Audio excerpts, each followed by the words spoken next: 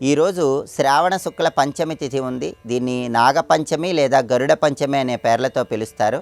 ఈ సందర్భంగా భవిష్య పురాణంలో చెప్పబడిన ఎలాంటి ముఖ్యమైన విధి విధానాలు పాటిస్తే సమస్త శుభ ఫలితాలు చేకూరతాయో పరిశీలిద్దాం.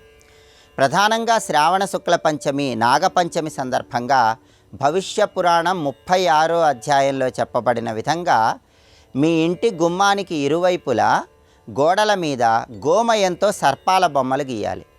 ఆ సర్పాల బొమ్మలకి దర్భలతో, గరికపోచలతో, అక్షింతలతో, పుష్పాలతో పూజ చేస్తూ ఓం సర్పరాజాయ నమః అని మనసులో స్మరించుకోవాలి. ఆ తర్వాత గోడల మీద గీసినటువంటి ఆ సర్పం రూపాలకు హారతి ఇవ్వాలి. ఆ తర్వాత పెరుగు నైవేద్యంగా సమర్పించాలి.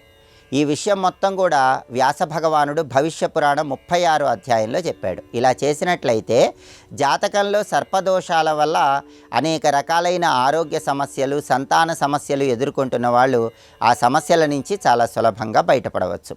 అయితే గోమయం అందుబాటులో లేని వాళ్ళు దానికి ప్రత్యామ్నాయంగా తడి పసుపు కానీ తడి గంధం కానీ తీసుకొని దాంతో అయినా సరే గుమ్మానికి ఇరువైపులా గోడల మీద సర్పరూపులను గీసి వాటికి పుష్పాలతో పూజ చేసి హారతి ఇవ్వండి. దీనివల్ల సర్పదేవతల అనుగ్రహం కలిగి సమస్త శుభ ఫలితాలు చేకూరుతాయి.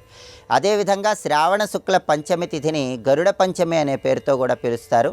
గరుత్మంతుడికి ఎంతో ప్రీతికరమైన రోజు కాబట్టి ఈరోజు గరుత్మంతుడి అనుగ్రహం ద్వారా మనోధైర్యం పెంచుకోవటానికి, శత్రుబాధల నుంచి బయటపడటానికి, దృష్టి దోషాలు అధిగమించటానికి గరుత్మంతుడికి సంబంధించినటువంటి 12 నామాలు పఠించాలి. సుపర్ణం వైనతేయంచ నాగారిం నాగభీషణం జితాంతకం విషారించ అజితం విశ్వరూపిణం గరుత్మంతం ఖగశ్రేష్టం తార్క్షం కాశ్యపనందనం అంటూ గరుత్మంతుడికి సంబంధించి 12 నామాలు శాస్త్రాలలో చెప్పడం జరిగింది.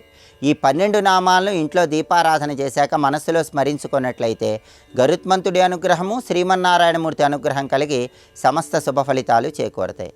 అలాగే ఈరోజు శ్రావణ మాసంలో మొట్టమొదటి సోమవారం. శ్రావణ మాసంలో వచ్చే 4 సోమవారాలు పరమేశ్వరుణ్ణి ప్రత్యేకమైన విధి విధానాలతో పూజిస్తే శివానుగ్రహం చాలా సులభంగా కలుగుతుందని వ్రతచూడామణి అనే ప్రామాణిక గ్రంథంలో చెప్పడం జరిగింది. శ్రావణ మాసంలో మొట్టమొదటి సోమవారం సందర్భంగా పరమేశ్వరుడికి జలాభిషేకం చేయాలి. ఆ తర్వాత బిల్వాష్టకాన్ని పఠించాలి. పాలతో చేసినటువంటి పాయసాన్ని పరమేశ్వరుడికి నైవేద్యంగా సమర్పించాలి. ఇలా శ్రావణ మాసంలో మొట్టమొదటి సోమవారం సందర్భంగా పరమేశ్వరుణ్ణి పూజించటం, ఓం భవాయ జలమూర్తయే నమః అనే మంత్రాన్ని స్మరించుకుంటూ జలాభిషేకం చేయటం ద్వారా శివానుగ్రహానికి ప్రతి ఒక్కరూ సులభంగా పాత్రలు కావచ్చు. అలాగే శ్రావణ సోమవారం సందర్భంగా గౌరీశంకర రుద్రాక్షను ధరించిన గౌరీశంకర రుద్రాక్షను పూజా మందిరంలో ఉంచి దానికి ప్రత్యేకమైన పూజలు నిర్వహించినా కూడా శివపార్వతులిద్దరి అనుగ్రహానికి పాత్రులై సమస్త శుభ ఫలితాలను సిద్ధింపజేసుకోవచ్చు. నాగపంచమి, గరుడ పంచమి, శ్రావణ మాసంలో మొదటి సోమవారం సందర్భంగా ఈ విధి విధానాలు పాటించి నాగదేవతల అనుగ్రహానికి, గరుత్మంతుడి అనుగ్రహానికి, పరమేశ్వరుడి అనుగ్రహానికి ప్రతి ఒక్కరూ సులభంగా పాత్రులు కండి.